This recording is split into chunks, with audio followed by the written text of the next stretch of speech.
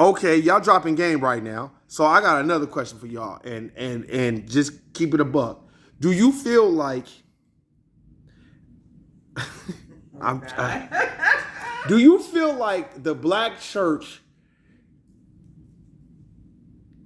is aiding and abetting the system of racism and white supremacy? Let me give you an example. Most black churches, they don't teach you to go get a trade. Most black churches don't teach you about stocks, bonds, 401k, mutual funds, life insurance policies. They don't teach us none of that. So, but the white folk know it. We all around them. Mariah's around them. Tamika, you around them. Ask the average white person, you got life insurance policy? They gonna look at you and be like, no, this bitch didn't just ask me this shit. Exactly, because they got it. But you find me 10 churches, that's what they're teaching. I'm talking about in our era. We're not talking about this era now. I'm talking about in our era, Mariah Cuzzo. Do you feel like black churches were a hindrance or they were helping the system of racism and white supremacy? A hindrance. Okay. We giving our life insurance to them for everything else. We can put that money back and do something else with it ourselves. We are paying like I said, all those different tithes, all those different offerings, building funds, all that stuff you name it. We paying for the pastor to go and do a congregation, whatever you call it. Convocation. Yeah, the convocation. That's old school.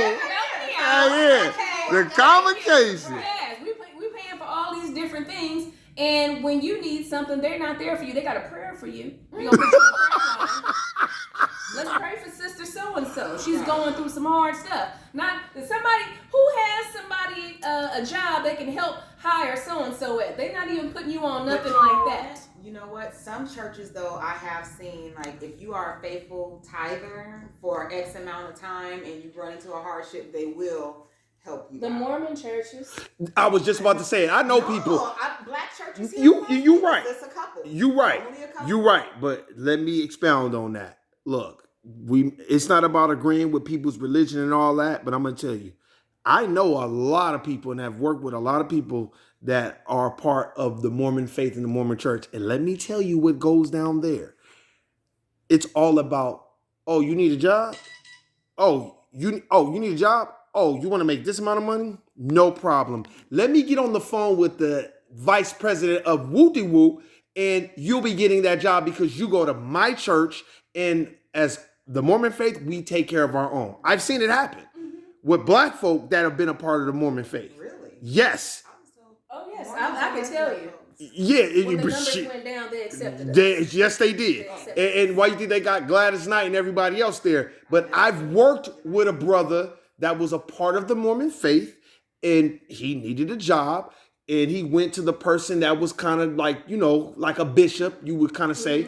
And guess what he did? He got him a job. Oh, you need help paying your rent? Oh, your rent is $1,800 a month? Don't worry about that. We got that. That's what's going to happen when you need it. Let's pray about that, sister. Let's pray. So exactly. So no, and I love my black churches. I love them. We'll supply all you need. Yeah, I love my black churches. I love them.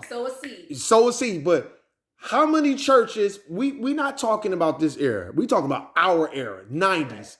How many black churches you gonna go in? Maybe they'll feed you. Maybe they'll give you a little bit of gas money, but they not paying your rent. Absolutely not. They're not paying your rent.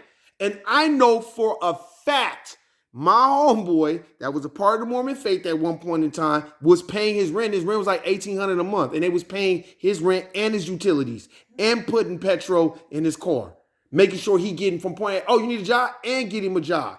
And make sure you straight. Now, so you need a job in the black church. They're going to give you a responsibility.